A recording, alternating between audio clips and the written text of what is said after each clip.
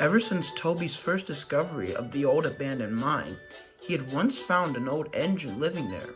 His name's really Bertram, but we call him the Old Warrior because he's so brave. Sir Topham Hatt was so impressed by his work, he purchased the old mine and allowed Bertram to stay with the other narrow-gauge engines. And that, he said on his final story, was how I rescued those tourists from the first avalanche I saw. The other engines, including Duncan, were impressed. Sounds the same trait as me when I rescued Stepney from scrap, inquired Rusty. I've been brave too, Duncan wheezed jealously. Really, said Skarloey. I don't recall you being brave upon the old iron bridge. Duncan blushed and looked down at his buffers. Just then Rheneas puffed up. Good gracious, he muttered, always going on about him being the old warrior. To no one in particular, Rheneas was jealous. He had once saved the railway from closure, and won that not to be forgotten. The other engines held their breaths, but Bertram smirked and then chuckled. Oh, don't worry, old fella. I know what it's like to have one journey and then where you become a hero, but all that is forgotten soon. But don't worry, there are those, such as us and your crew, to be thankful for. Rheneas smiled a little. But you know, Bertram said ominously, there was a time where I was like you once. Can we hear? Said Rusty. Of course, said Bertram. And then the old warrior began. On our old railway, my brothers and I kept the railway in good nick. But the line was starting to look its age, but that didn't stop us from trying. I was very confident, but secretly I was worried what would happen when our luck ran out. First of all, I was starting to look my age, and my brothers were either retired or scrapped. As soon as the railway went bankrupt, we were done for. New engines were called to help save the railway a little. One of them was very rude, never had the chance to taunt me.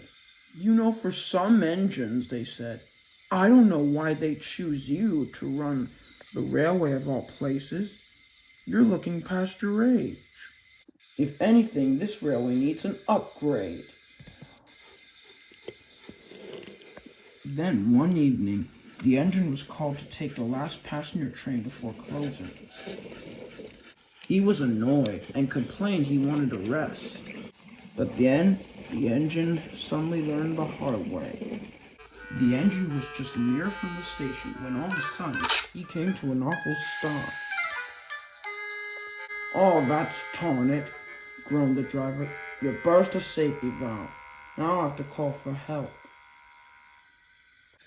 Fiona came up to me. Since the other engines are busy, I need you to go and rescue one of my stubborn engines.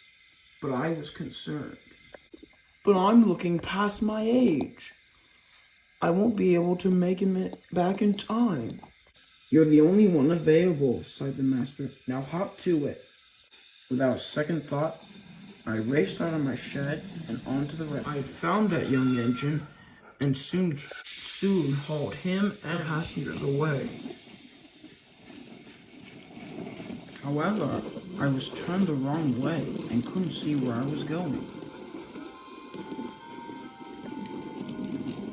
I also didn't have time to see where the switch was lined the wrong way, and that we were headed for danger.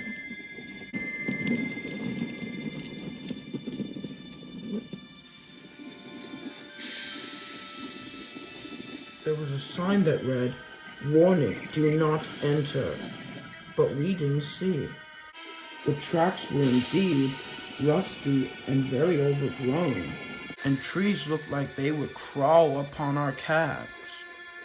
The passengers panicked and prayed for us to accelerate. We were just near out of the forest when all of a sudden, ouch! I groaned. There's a leak in my valve. And indeed he was right. Steam began escaping through his boiler. The engine was terrified. We'll never make it out here alive. But I was determined. Oh, yes. Oh, no. Keep going. I still got some steam left. And with both efforts, both he and the engine pushed and strained with all their might. And at last, they got a good head of steam, just as they heard the cry by an angry crowd of bats who were trying to sleep and were preparing to attack. The owner was worried. Bertram hasn't returned yet. Something must have happened to them, he murmured. Then he sighed in relief as both Bertram and the engine arrived safe and sound. The engine was too terrified to speak, but before it came to his mind, the passengers crowded out of the windows. This Bertram is an old warrior. He may have been losing steam, but he pressed firmly on like a warrior. He was so brave. Congratulations, Bertram, smiled the owner. Not only have you performed a brave act, but you've also shown that even though we're closing, we can still be very useful. Bertram smiled his biggest smile ever. And that's one of the reasons why I was called the Old Warrior. But not because, he paused. Oh, I don't normally have a crack in my valve. Wouldn't you say so, Rheneas? Rheneas only blushed. I'll come off it. The other engines laughed. But at least we have something in common after all, Rheneas, Bertram continued. What's that? Asked Rheneas. We are both brave, and we're not too proud to share it.